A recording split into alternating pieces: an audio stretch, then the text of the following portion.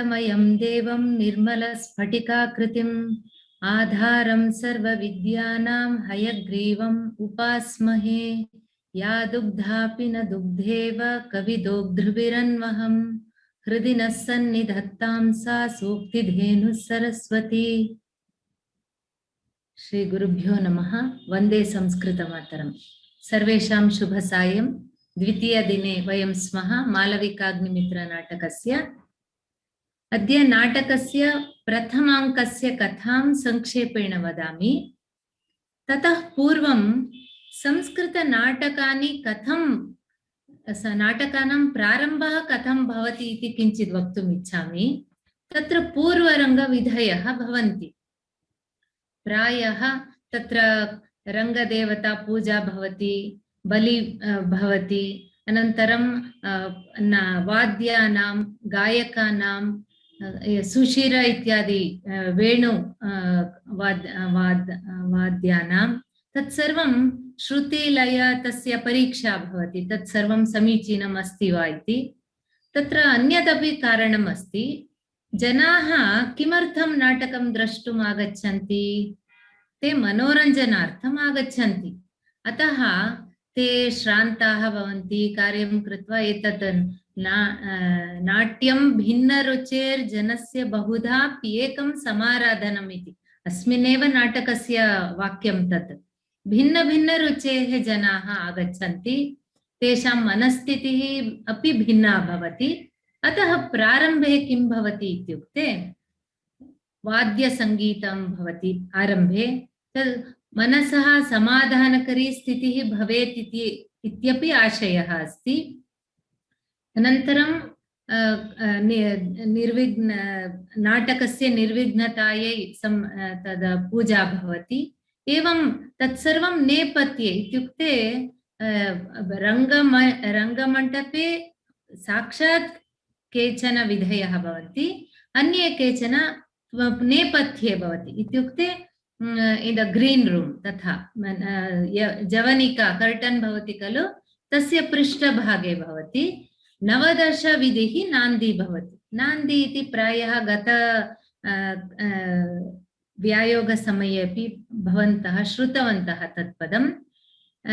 देवाः नन्दयन्ति इति। तत्र तेषां तोषणार्थम् अनन्तरं नाटकं निर्विघ्नं भवतु, जनाः अपि सन्तुष्टाः भवन्तु इति धिया नान्दी भवति।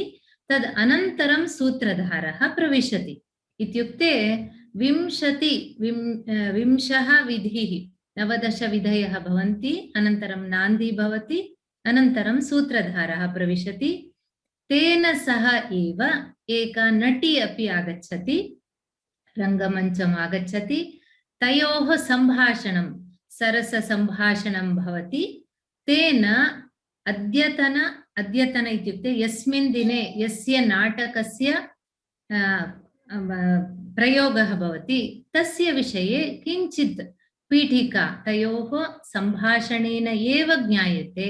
नाटकस्य नाम किं, नाटकस्य कर्ता कः, विषयः कः इति संक्षेपरूपेण सः उक्त्वा सः निर्गमति। अनन्तरं पुनः नाटकानुसारं पात्राणां प्रवेशः भवति।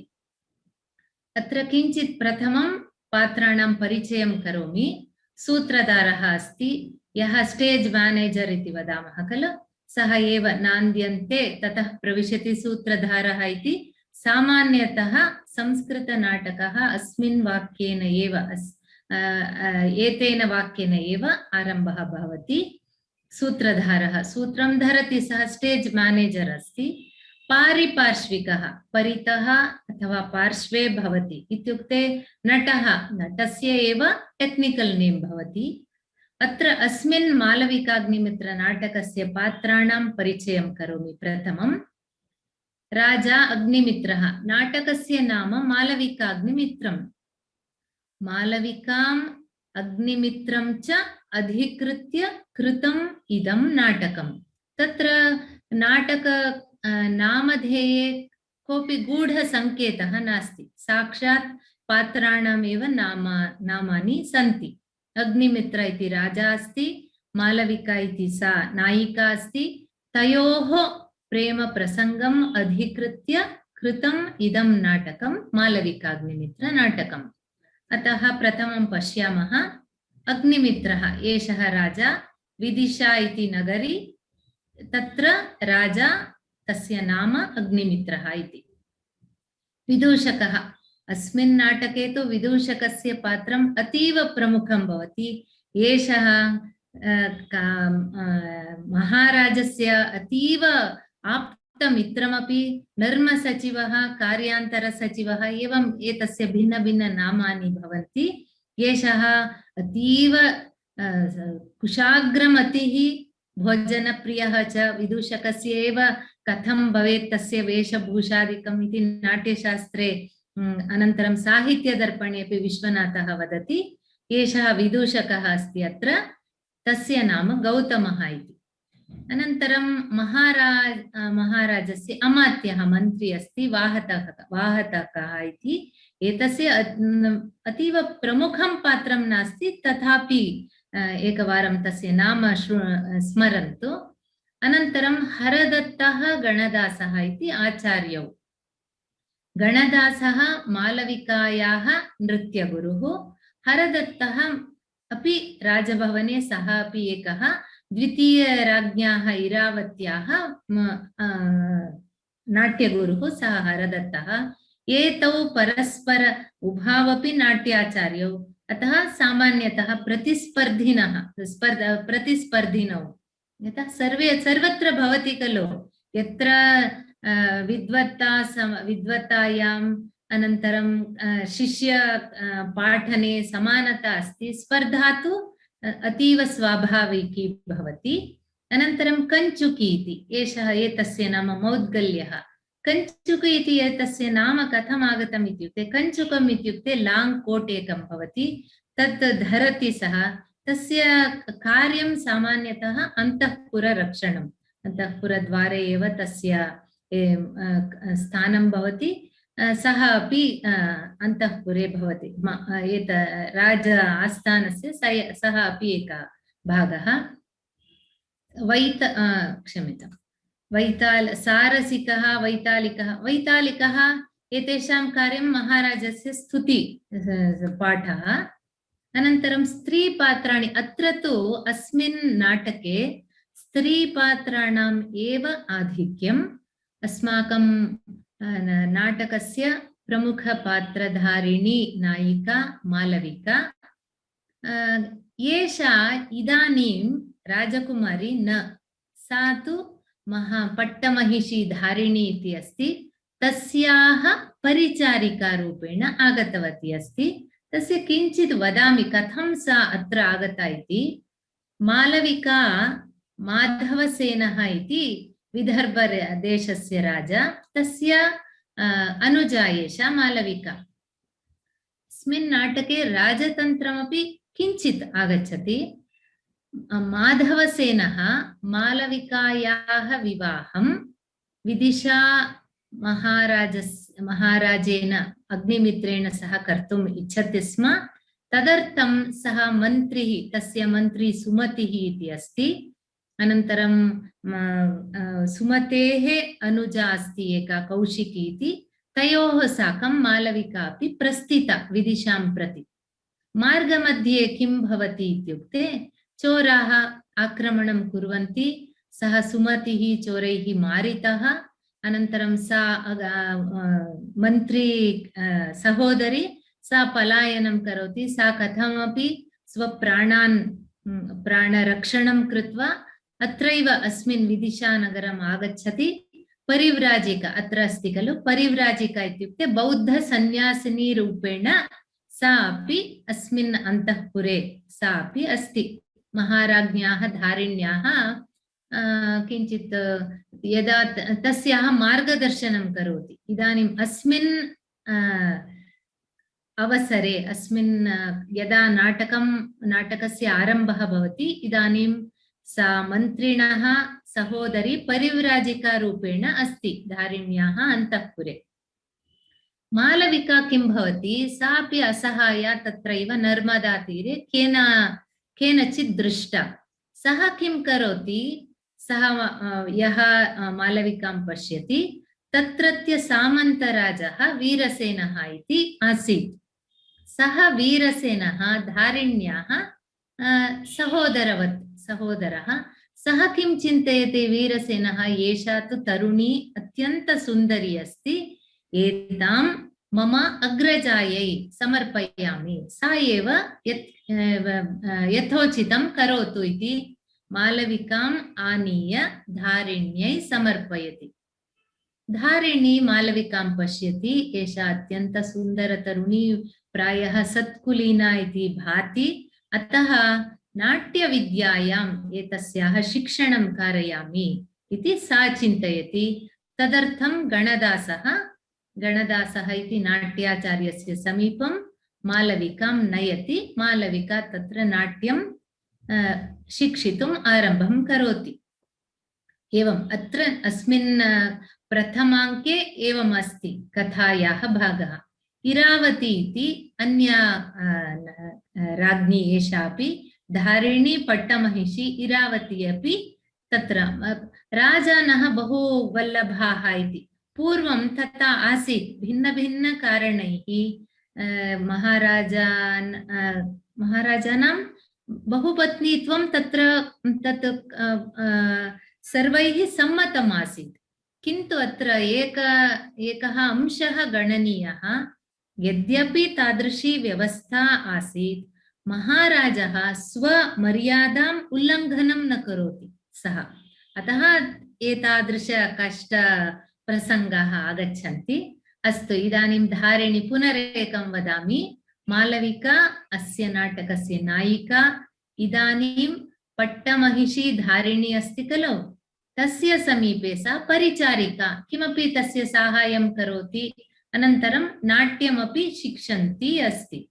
इरावती अग्निमित्रस्य द्वितीय राज्ञी। परिव्राजिका एका बौद्धसन्यासिनी। इदानीं वेषान्तरेण धारिण्याः समीपे तस्याः आप्त सखी अथवा मार्गदर्शिका भूत्वा धारिण्या सह तस्याः अन्तःपुरे एव अस्ति। प्रतिहारी एषा जयसेना इति, एषा धारिण्याः आज्ञां पालयति, किञ्चित् द्वारपाला इव तस्याः कार्यं। वकुलावलिका, कौमुदिका, नागरिका, एते तिस्रः अपि धारिण्याः चेटी इति अस्य तेषां सम्बोधनं। सेविकाः बकुलावलिका अपि, कौमुदिका, नागरिका। अनन्तरं निपुणिका अस्ति खलु, एषा इरावत्याः चेटी, इरावत्याः सेविका, समाहितिका। एते उद्यानपालिका, एतेषां भिन्नभिन्नकार्याणां जनाः आवश्यकाः खलु, अतः तथा तेषां मदनिका, ज्योत्स्निका, एतेषां पात्राणि बहु नास्ति। तथापि इदानीं जयसेनायाः तु अस्ति, अग्रे पश्यामः। एते सर्वे सेविकाः इति तत् स्मरन्तु। पात्रधारिणः स एव यज्ञसेनः इति, एषः अपि अत्र केवलं तस्य नाटके सः रङ्गमञ्चं न आगच्छति, किन्तु सः अपि यज्ञसेनः माधवसेनः दायादौ तौ कौरवपाण्डवौ इव विदर्भ राजानौ द्वावपि। सुमतिः माधवसेनस्य मन्त्री, पुष्यमित्रः अग्निमित्रस्य पिता, कदाचित् पुष्पमित्रः इत्यपि अस्ति तस्य नाम। वसुमित्रः अग्निमित्रस्य पुत्रः। अनन्तरं वीरसेनः धारिण्याः साक्षात् सहोदरः, न कजिन् ब्रदर् इति वीरसेनः। मौर्यसचिवः, एषः मौर्यसचिवः यज्ञसेनस्य श्यालः ब्रदर् इन् लॉ। अनन्तरं ध्रुवसिद्धिः इति एकः वैद्यः, विषवैद्यः एषः। एते सर्वे अनन्तरम् आगच्छन्ति। वसुलक्ष्मीः इति धारिण्याः पुत्री एषा। माधविका, चन्द्रिका, निपुणिका, एतानि नामानि नाटकस्य एतत् नाटकपाठनसमये भवन्तः जानन्ति। अस्तु, इदानीं नाटकस्य केवलं स्थूलरूपेण प्रथमाङ्कस्य कथां वदामि। सूत्रधारः नान्दी अनन्तरं सूत्रधारः प्रविशति, अनन्तरम् एकः नटः अपि आगच्छति। तदा सूत्रधारः वदति, सभा प्रशंसां कृत्वा अत्यन्त उत्तमा सभा अस्ति, श्रोतारः सिद्धाः, द्रष्टारः सिद्धाः, वयम् इदानीं कालिदासनाटकम् अभिनयं कुर्मः इति वदति। तदा नटः पृच्छति, भास, सौमिल्ल, कविपुत्र तदानीन्तनकाले प्रायः ते सर्वे अत्यन्त प्रसिद्धाः नाटककाराः।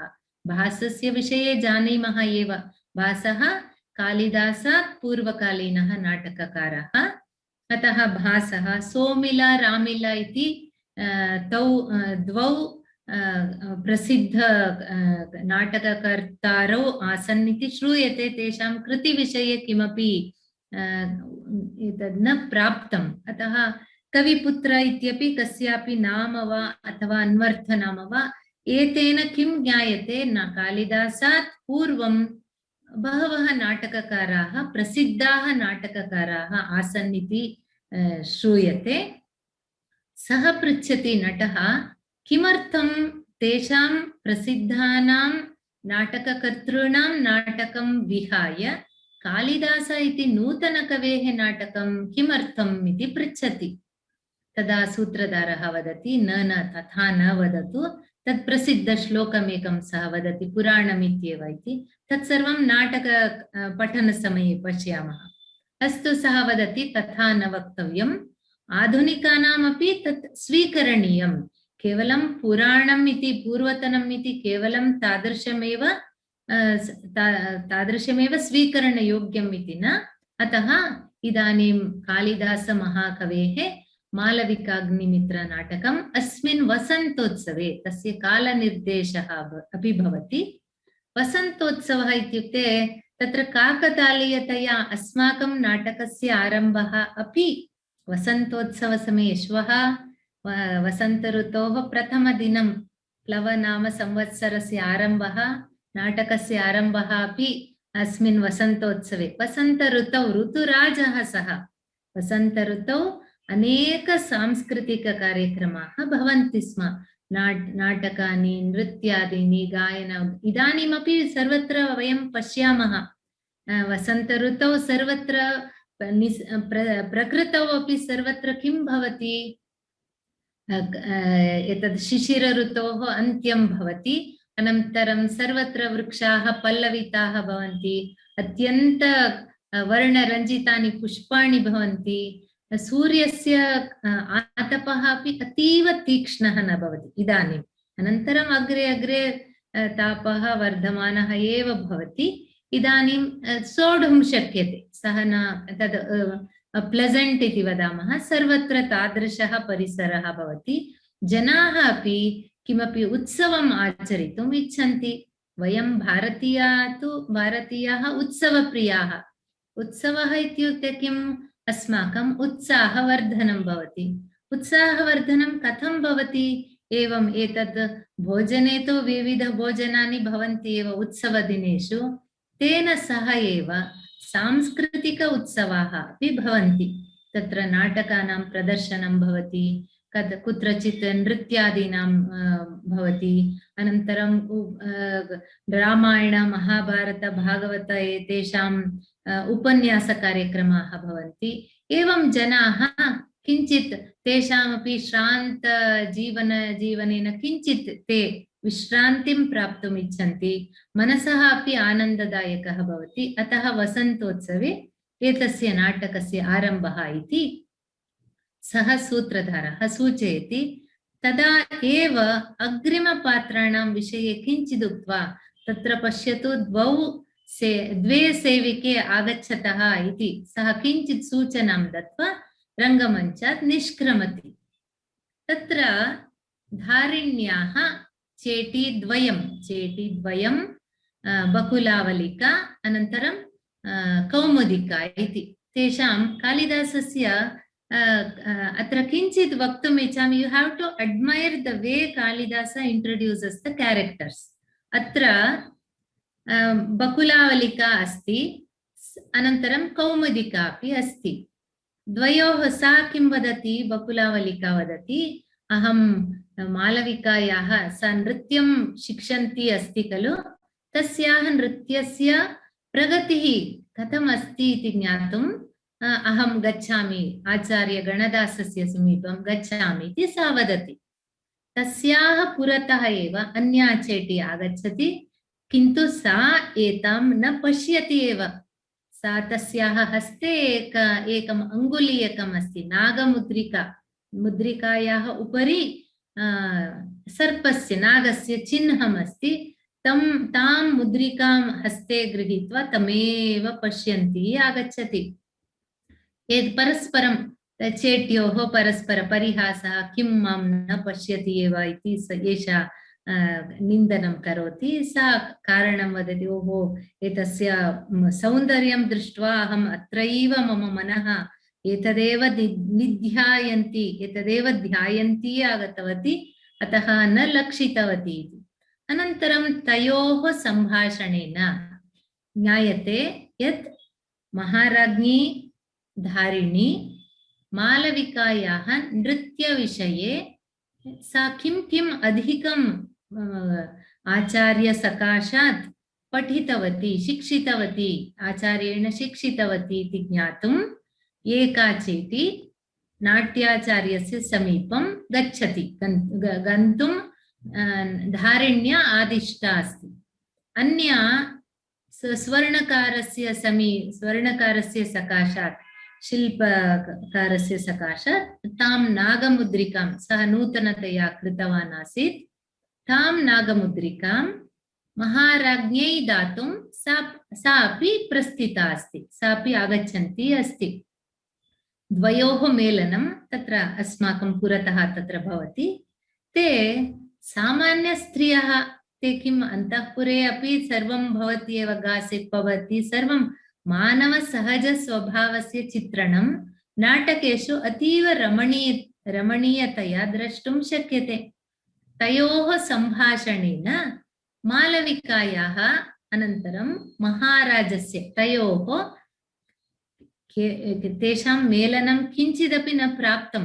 सा एका वदति, कथं महाराजः मालविकायाः मोहपाशे पतितः इति पृच्छति। तदा अन्या चेटी वदति, अस्माकं धारिणी अत्र अन्तःपुर पार्श्वे चित्रशाला अस्ति खलु, तत्र नूतनचित्राणि निर्मितानि, तद् द्रष्टुं सा तत्र गतवती, तदेव पश्यन्ती आसीत्। तदा महाराजः अग्निमित्रः अपि तत्र चित्रशालां प्रविष्टः।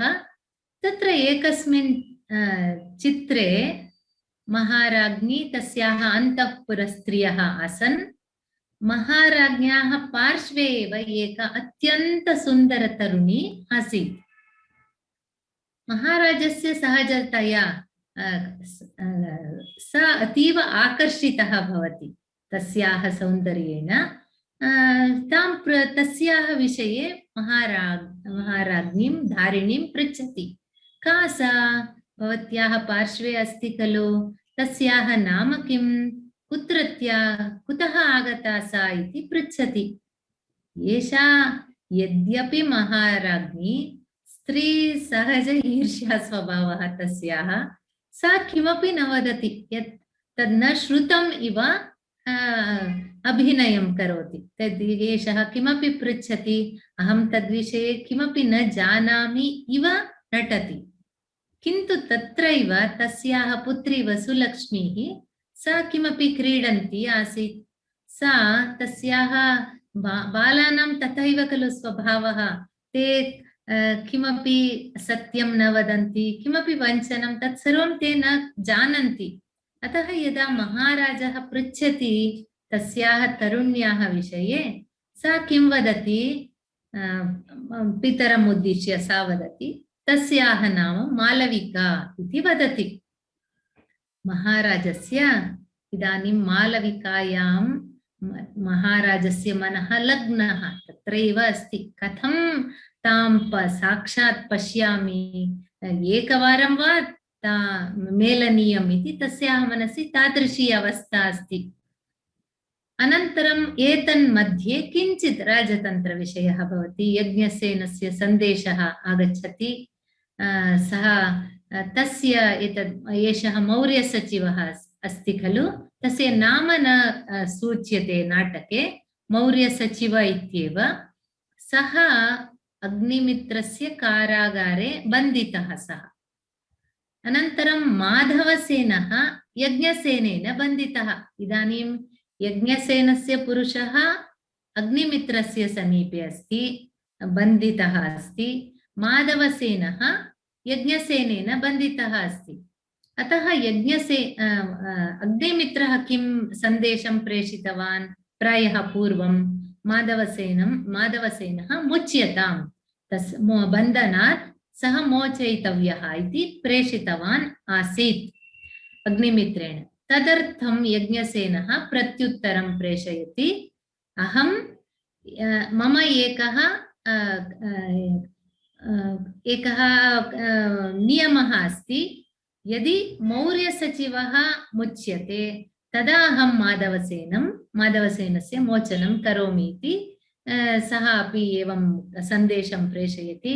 महाराजः एतत् न इच्छति, अतः सः वीरसेनं, सः सेनानी अस्ति। वीरसेनः इत्युक्ते पुनरेकवारं वदामि, धारिण्याः सहोदरः, सः सेना प्रमुखः, तम् आदिशति, अस्तु आक्रमणं करोतु यज्ञसेनस्य उपरि इति। केवलं तावदेव, राजतन्त्रविषये तावदस्ति।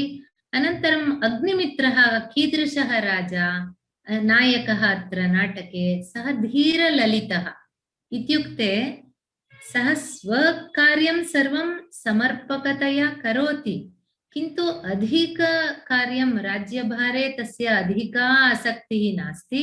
यतः राज्यभारस्य समस्तम् एतत् भारं दक्षमन्त्रिषु न्यासरूपेण स्थापयति।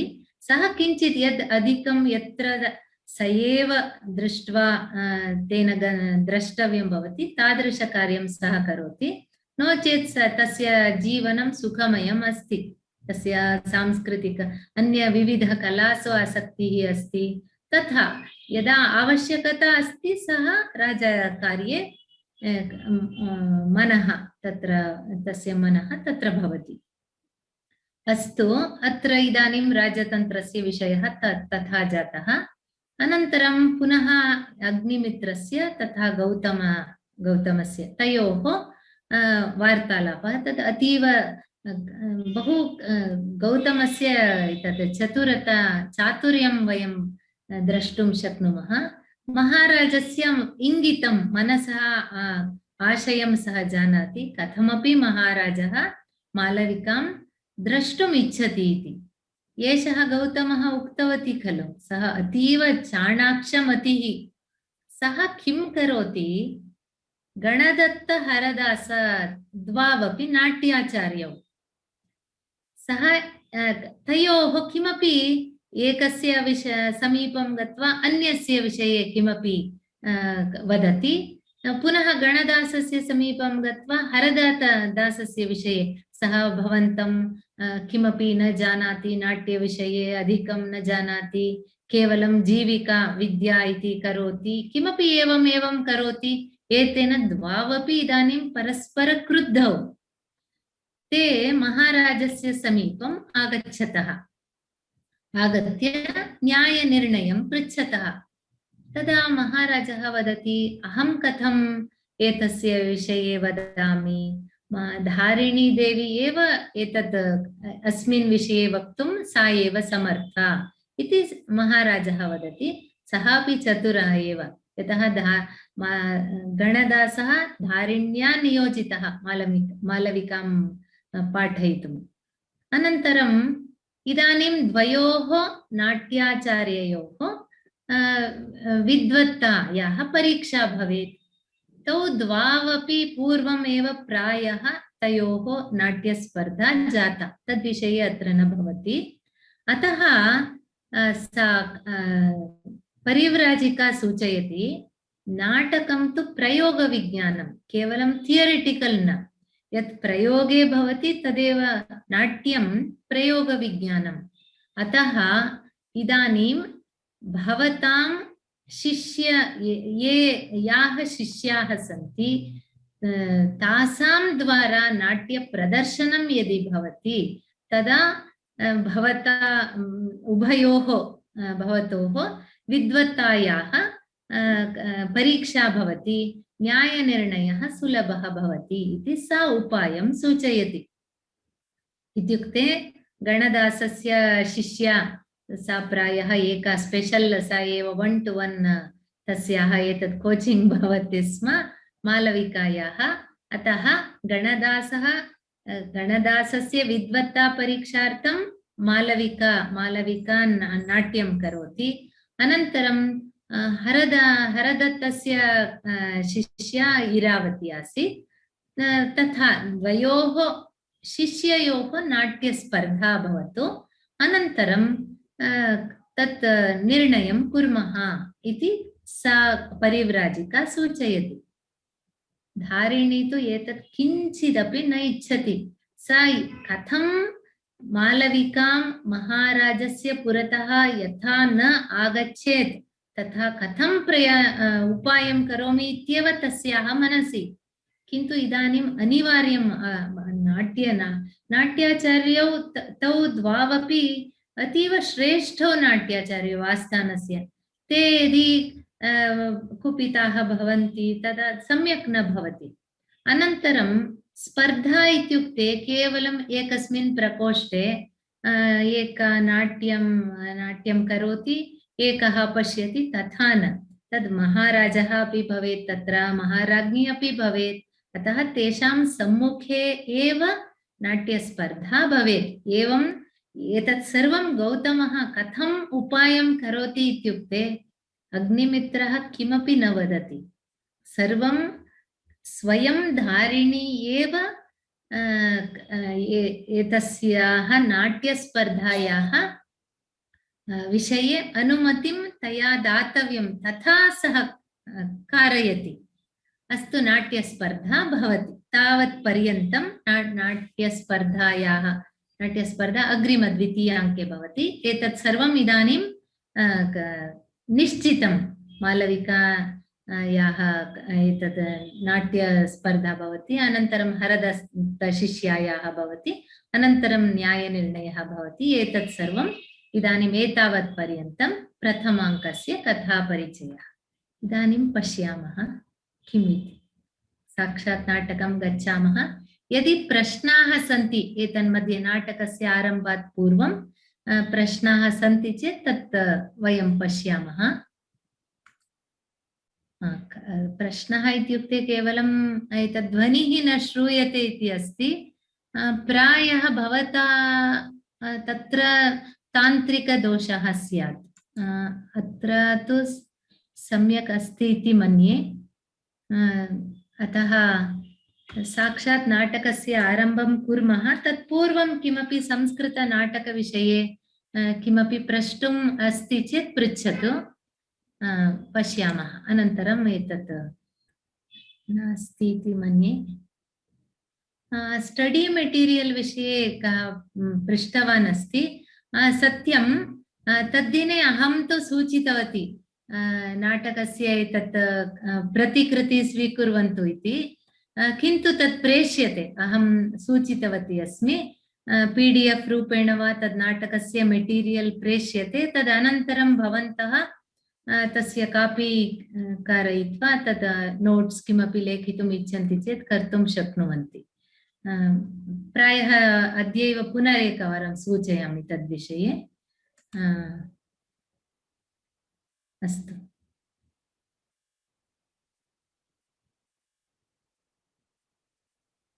Mm, 2-3 versions are available. तत्र MR काळे महोदयस्य संस्कृतनाटकस्य आङ्ग्ल विवरणमपि अस्ति। एकस्मिन् पार्श्वे संस्कृतवाक्यानि सन्ति, अपरस्मिन् पार्श्वे रैट् सैड् आङ्ग्लभाषया तद् विवरणं दत्तमस्ति। तद् क्रेतुं शक्नुवन्ति। तद् उत्तमपुस्तकमेव। अन्य प्रायः संस्कृतस्य अहं न दृष्टवती, कन्नडभाषयापि प्रायः अनूदित यत्र अनुवादः कृतः तादृशं प्रायः स्यात्। अहं वदामि यदि मम मनसि एतत् स्फुरति तदा वदामि। पात्रधारिणः इत्युक्ते किम् इति उत्कर्षः पृच्छति। पात्रधारिणः इत्युक्ते नाटके ये भागं स्वीकुर्वन्ति। पात्रम् इत्युक्ते रोल्, पात्रधारिणः कैरेक्टर्स्, नाटके ये भागं स्वीकुर्वन्ति। इदानीं सूत्रधारः आगच्छति, सर्वेषां सः किमपि नेम् ट्याग् धृत्वा न आगच्छति खलु। संस्कृतनाटकस्य किञ्चित् प्रारम्भिक ज्ञानम् अनिवार्यं, यतः तदा सम्यक् आस्वादयितुं शक्यते। तत्र सूत्रधारः इति भवति, सः सर्वदा प्रथमं तस्य एव प्रवेशः भवति। नान्दी इति, these are all technical terms in Sanskrit drama. Nandi, it is to please the gods as well as requesting for the so that no obstacles or no hindrance is caused to enact the play. अतः नान्दी भवति। तदनन्तरं सूत्रधारः प्रविशति।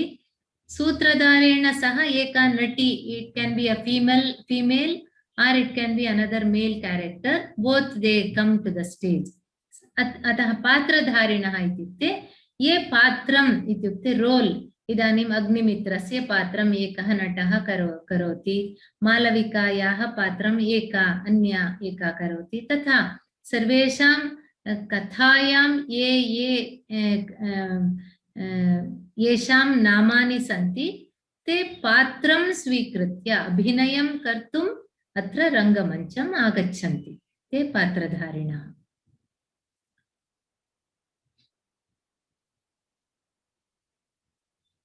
नाटकस्य प्रकारं किमस्ति, एतत्तु दशरूपकविषये उक्तवती तद्दिनेन मध्यमव्यायोगपाठनसमये। सामान्यतया दृश्यकाव्यस्य रूपकम् इति नाम।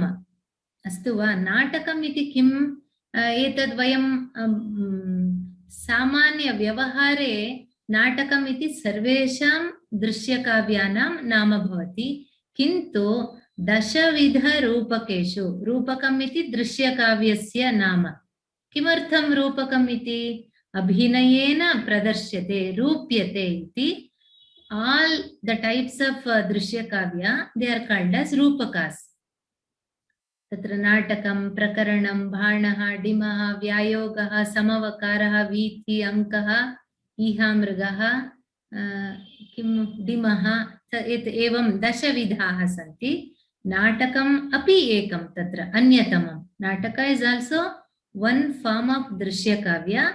There are 10 types in दृश्यकाव्य, but usually while speaking, Nataka is a common term used for all types of plays that are enacted. So kadachit aham natakam ityapi vadami, rupakam ityapi vadami, but Nataka has so many, it has its own set of parameters like criteria.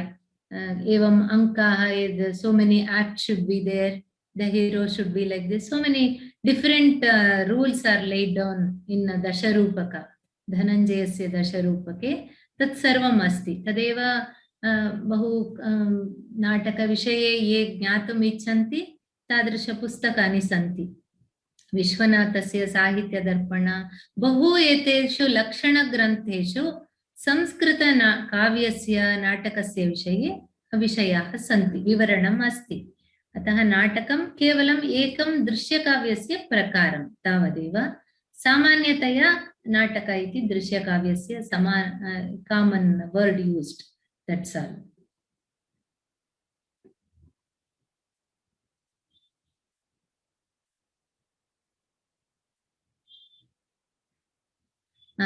राज्ञी तथा मालविकायाः सम्बन्धः किम् अस्ति? I didn't want to tell everything on the first day itself. Actually, in the first scene, Malavika has been in the Antahpura of Dharini Devi. She has been handed over by Maharani's brother. He was Malavika was found somewhere. If somebody, like I told, Madhavasena's minister and the minister's sister and Malavika, they were coming to Vidisha Nagari. Paraspara darshanam nasti kinchit asmakam manaha. We should not be too logical when we watch a movie or drama or anything. We don't ask, didn't the king know that Malavika is Madhavasena's sister? So many things have happened, and actually Madhavasena wanted Malavika to marry Agnimitra for political reasons. So something happened in between. They were attacked while the minister, his sister and Malavika were coming towards Vidisha. Some robbers attacked and they killed the minister. The sister ran away. She came to Vidisha only, and she was in the disguise of a Parivrajika, sannyasi. Somehow she took shelter under the queen Dharini. And then Malavika, maybe after a few days, she was spotted by somebody and she was handed over to Veerasena, who was guarding that place. So usually, she was beautiful and she was young. And that girl was Veerasena thought, it's a befitting present to my sister Dharini. She is young and she might be of some service to my sister. Thinking so, he brings Malavika to Dharini's Antahpura. So Dharini sees Malavika and somehow she feels that Malavika is not an ordinary girl. Ataha sa kim karoti astu etasyaha mama antahpure eva bhavatu sa anya chetyaha asan kalo nipunika bakulavalika tathana. Special, she has been treated with special care. And the queen feels if Malavika is trained in dance, looking at her, she somehow feels that she has to be trained, and that can be one. It will be a very good thing that if Malavika is trained in dance and other fine arts, it will be very nice. Thinking so, she appoints a special dance teacher to teach Malavika exclusively. Tasya nama Ganadasaha iti. Now the Vidushaka, the clown, he has brought some misunderstanding between the two dancing teachers, and his plan is to see that Malavika dances and the king has to see her dance performance. King has not seen, it is only Chitre saha drishtavan asti. Tasya manasi tathaiva asti Malavikayaha chitram. प्रेम पाशे सह संपूर्णतया पतितः अस्ति. सः प्रार्थयति मित्रं कथमपि एकम् अवसरं कल्पयतु, कदा अहं मालविकां साक्षात् पुनः पश्यामि इति. अतः गौतमः एतत् सर्वम् उपायं करोति. So dance competition ensues, which will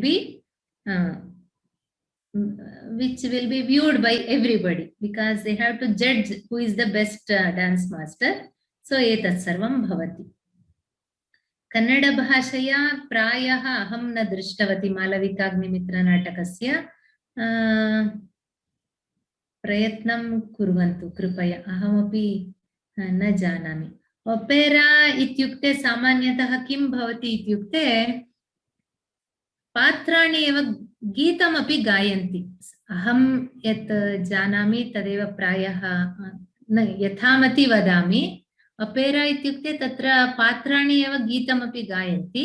अत्र संस्कृतनाटके किं भवति इत्युक्ते ते स्वयं गीतं न भवति, प्रायः पूर्वं भवति स्म, किन्तु अत्र श्लोकाः भवन्ति, तद् गायनरूपेण न भवति. यत्र यदि गायनम् इदानीं ऋतुगानं किमपि प्रायः नटी किमपि वसन्त ऋतुम् अधिकृत्य गायतु इति सूत्रधारः प्रार्थयति, तत् केवलम् अभिनयेन करोति, लिप् सिङ्किङ्ग्.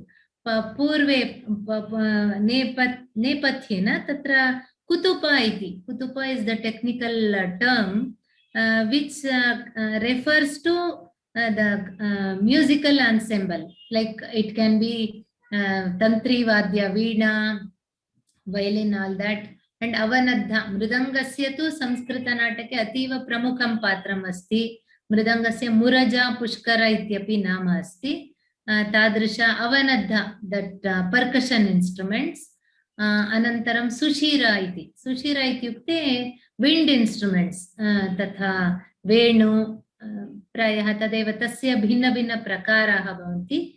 They are called as Sushira. So they will all, and Gayakaha bhavanti.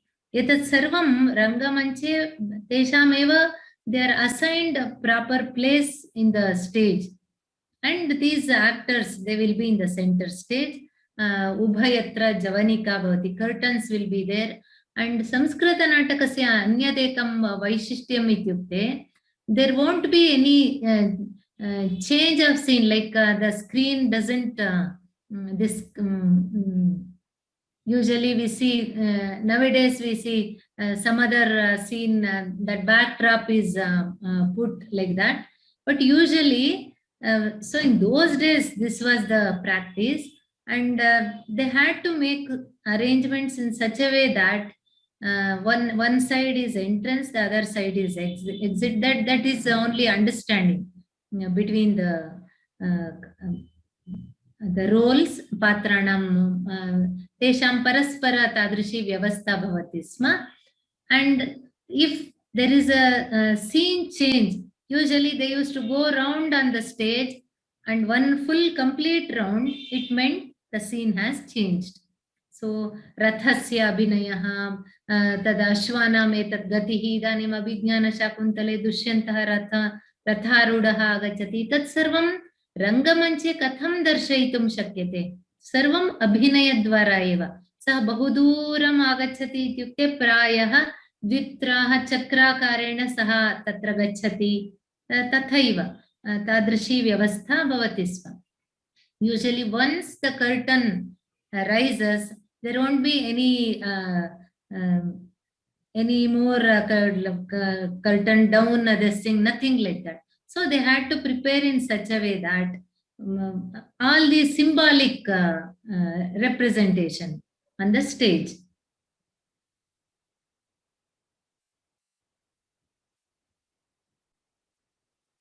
Does Sutradhara and Nati have any other roles to play in the Nataka after introducing the Nataka?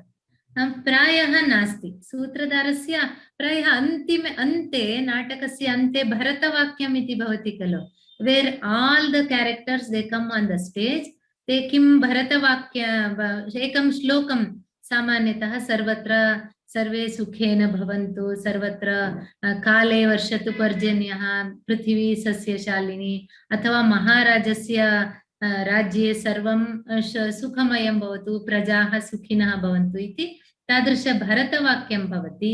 तस्मिन् सन्दर्भे सर्वे पात्रधारिणः सूत्रधारः नटी सर्वे पुनरेकवारं रङ्गमञ्चे आगच्छन्ति, सर्वे मिलित्वा भरतवाक्यं वदन्ति. अतः तस्य अन्यत् किमपि नास्ति. यदि this happens with any drama, if the characters are less by number, यदि एकेन एव तत्र प्रायः सः एव अन्यं पात्रमपि स्वीकुर्यात्, तथा नियमः नास्ति. Usually the drama, they were like a family. नटी सामान्यतः सूत्रधारस्य पत्नी एव भवति स्म. अनन्तरम् अन्यः सः भाव इत्येव आह्वयति सूत्रधारं. भाव इति कन्नडभाषया ब्रदर् इन् ला वदामः खलु, स एव अर्थः. प्रायः they used to Kalavidas used to marry amongst themselves. They're one troupe. They used to travel from one place to another enacting dramas. So if there is any character is not there, emergency for any other reason, if somebody is not there, then he would take another role.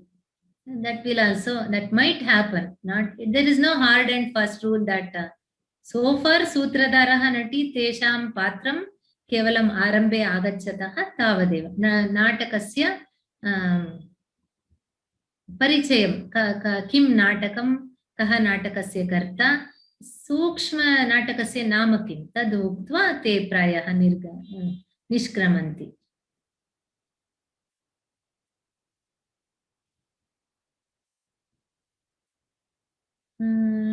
To have reference to the English Sanskrit version of the play, that is Professor M.R. Kale's Malavikagnimitram Natakam, which has English. For every sentence you have an English meaning, so I think that will be helpful. Aham kim ichhami ityukte प्रायः अत्र सर्वे संस्कृतज्ञाः संस्कृतभाषाप्रेमिणः एव खलु। अतः यदि भवन्तः नाटकं साक्षात् संस्कृतेन एव संस्कृतनाटकम् अहं पुनः एकैकं वाक्यमपि सरलया भाषया तस्य अर्थं वक्तुं प्रयत्नं करोमि।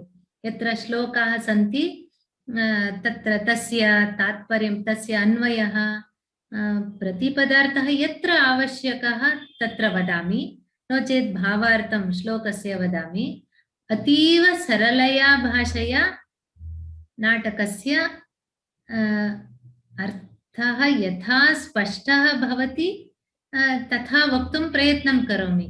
भवन्तः पूर्वमेव प्रायः संस्कृतं किञ्चित् पठितवन्तः इत्येव, अतः अहं तु तस्मिन् विषये मम विश्वासः अस्ति, सर्वे संस्कृतं सम्यक् अवगच्छन्ति इति। मम भाषा किमपि तत्र क्लेशः नास्ति एव, अतीव सरला भाषा एव, अतीव सरलपदानि यत्र अन्तिम 15 निमेषेषु यदि किमपि विषयः स्पष्टं नास्ति तत् पुनः पश्यामः। नाटकस्पर्धा इत्युक्ते अन्यः कोऽपि स एव उक्तवान्, नाटक डान्स् काम्पिटेशन् स्पर्धा। कन्नड सामान्य प्रादेशिक भाषासु संस्कृतपदानि बहूनि सन्ति। स्पर्धा हिंदी भाषायामपि स्पर्धा एव, कन्नड भाषायामपि स्पर्धा एव। यदि भवतां मातृभाषायां स्पर्धा इति पदं नास्ति इदानीं ज्ञायते न, स्पर्धा इत्युक्ते काम्पिटेशन्। संस्कृतभाषा अतीव सरला भाषा, तत्र काठिन्यं नास्ति, केवलं you should have some mindset, don't have any किं वदामः biased or some prejudiced this thing that it is difficult.